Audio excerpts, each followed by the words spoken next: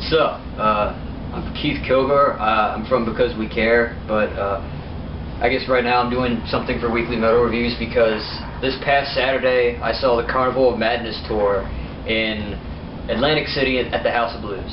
Originally the show was in Chester, but then like last minute it got moved to the House of Blues. First off, that place was fucking huge. Like it was a casino slash bar slash hotel slash venue, and like if you can picture like the room, it was about as big as like if you've been to like the Electric Factory. That's how big the floor was, and then it had like a balcony area. So yeah, it was pretty cool. I thought I'd love to go back there sometime. But first band was New Medicine. I guess they're like pop rock or whatever. I'm not 100% sure how to describe them. I liked them. Their sound actually kept me like into it a little bit. Their image, they kind of looked like a bunch of dudes from like Jersey Shore, and it was the singer dude's birthday, and so like he was like half trashed the entire performance, and it was kind of funny. But he talked about his spleen bursting by the end of the set, and yeah, I guess they have a couple. They're just starting out, and they actually have their first couple of singles out, and they had good energy. The crowd, there was a lot of New Medicine fans, like up in the front, near the front where I was, and I was like, okay, I've never heard of these guys. How the hell do you guys know them? Next band was Cavo, and I'm not gonna lie, they did not keep me interested, really. They played one song that I know, and that's the one song that everybody knows, and that's Champagne. But if you listen to like the single, the vocals had nothing behind them. Like in the single, he's like, his voice is all gruff, and I actually like the song, and it sounds kind of cool. The singer, there was like nothing behind them, and I mean, I was like, at first I thought it was a cover because I didn't know who did the song. I was like, there's no way that this band did this song. And they didn't have an image. Like their drummer, he had a Jufro, which is weird. They had a black bassist who, like, I don't know, he looked, I'm not even 100% sure how to describe how he looked.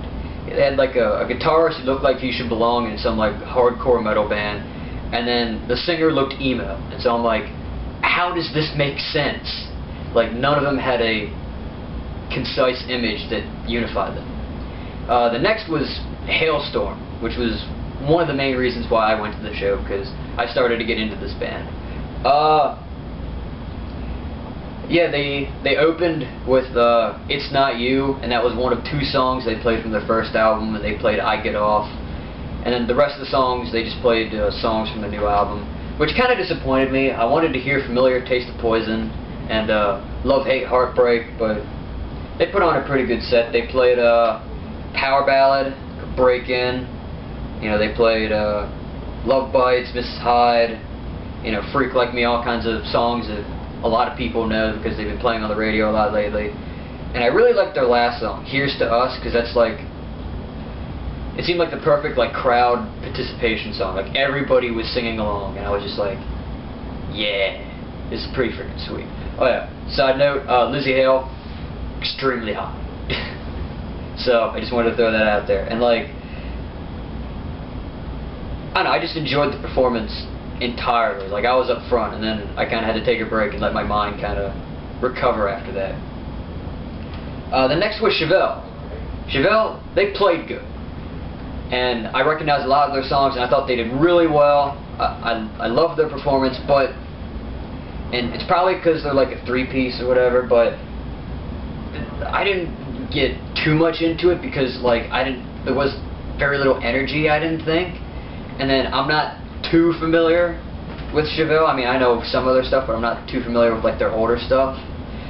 It's kind of like when I went to Mayhem with Tyler, and I enjoyed Slipknot's performance, but I would have gotten a lot more into it if I would have like known a lot more of their stuff. Now, oh hell yeah, I love the band, and so I've been listening to Chevelle, trying to get into their stuff now, and I'm getting into a lot of it now. So I mean, it's just because I don't know their stuff that I kind of was about their performance.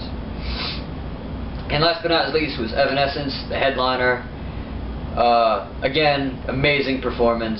They opened with What You Want, and did Going Under, I just thought the energy was just always there. Amy Lee is one of the best female vocalists I've ever heard.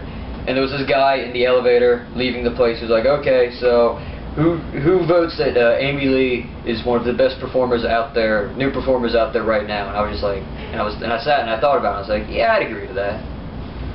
What else did they play? You know, they played Bring Me to Life, you know, one of their popular hits. They did a lot of stuff with like they brought a grand piano out and they played like 5 or 6 songs with that throughout the course of the show, which I thought was really good.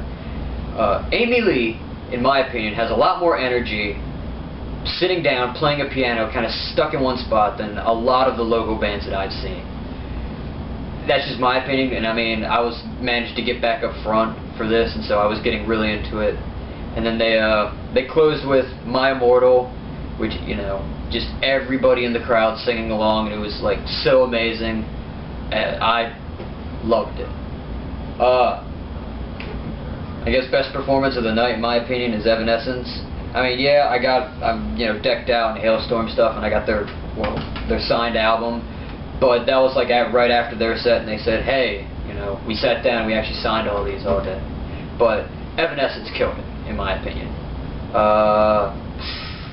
Yeah, I guess that's it. So, Keith Kilgore of Because We Cared, this time with Weekly Metal Reviews. Alright, bye.